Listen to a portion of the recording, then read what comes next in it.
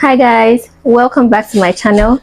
Today is day 3 of our 100 days of Bible stories, and today we are going to be looking at the temptation and the fall of man, as our video title has already made you know. Right, so now in our previous Bible story, we saw how God planted man in the garden and then created a suitable helper for him, right? So now guess what happened? Hey, if I quite remember, in Sunday school, my teacher told me that the fruit they ate was an apple. But growing up, knowing the scriptures for myself and investigating and reading it over again, I've realized that there was no mention of apple anywhere.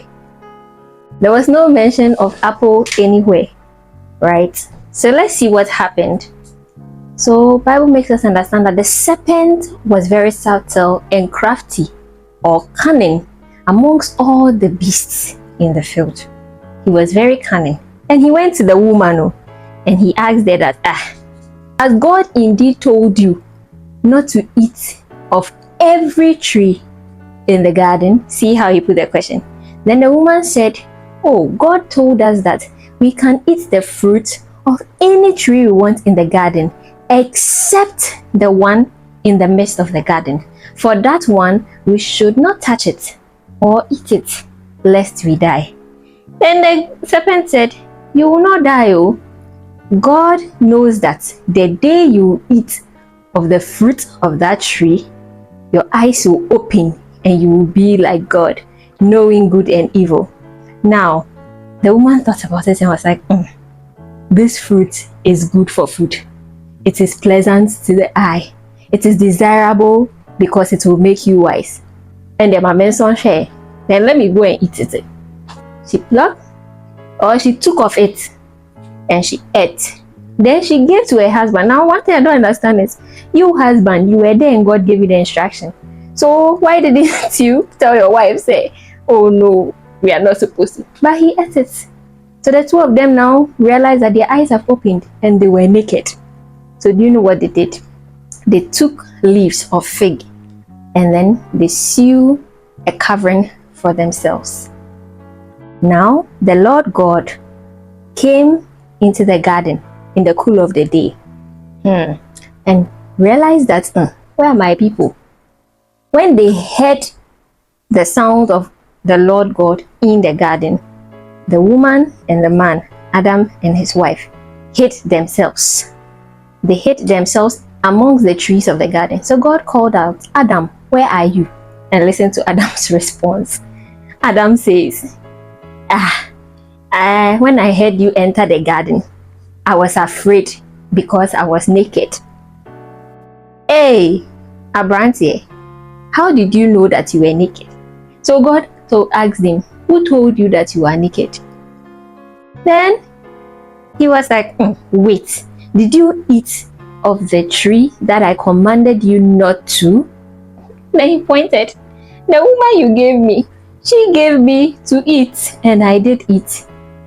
Then God asked the woman, what have you done? When the woman too said, it's not me, oh, the serpent beguiled me or deceived me, and I ate of it. So God said to the serpent, cursed are you amongst all the cattle of the field, and amongst all the beasts of the field. On your belly shall you go, and dust shall you eat all the days of your life. And I'll put enmity between you and the woman, between your seed and her seed, and he shall bruise your head, and you shall bruise his heel. Then he looked to the woman and said, as for you, your sorrows and your conception shall be multiplied. In sorrow shall you give birth, and your husband will have rule over you. Then he looked at Adam and said, as for you, for listening to your wife and disobeying me, you will till the ground. You will till it in sweat before you eat. Thorns and thistles will come up out of the ground. And in the sweat of your face you shall eat bread. And from dust you were taken from dust you shall return. That particular portion, from dust you were taken, from dust you shall return, is one of the most popular scriptures we hear at funerals. Yeah. Now, after the Lord said all these things, Adam called his wife Eve because she was the first of all living. And God made them clothes or coats or tunics or garments out of skin, which is hide or leather, and covered them. But after covering them, he was like, man has become like one of us, knowing good and evil. Before he would stretch his hand and go and remove that tree of life and eat, no, my man sacking no. So let me send him out of the garden. So he sent man out of the garden to till the ground from which he was made. So he drove man out and put cherubim at the east of the garden and a flaming sword which turned every way to protect the way or to guard the way to the tree of life. You see the cost of disobedience. Disobedience is very costly. Why do I say so? If your mother tells you that I've just cleaned this place, so don't come here, and maybe it's tiles, so it is slippery, and you dear, you say that is where I'm coming to play, I'm coming to run, you fall and you break any part of your arms or your legs. Whose fault is it? Not your mother's, because she has told you don't come here. See our lives? Don't come close to the fire, it will burn you. That is where I am coming. You touch the fire, it burns you, then you start behaving as though you were not warned, but you were forewarned. Let us remain obedient in our walk with God. See you in my next one tomorrow. Bye.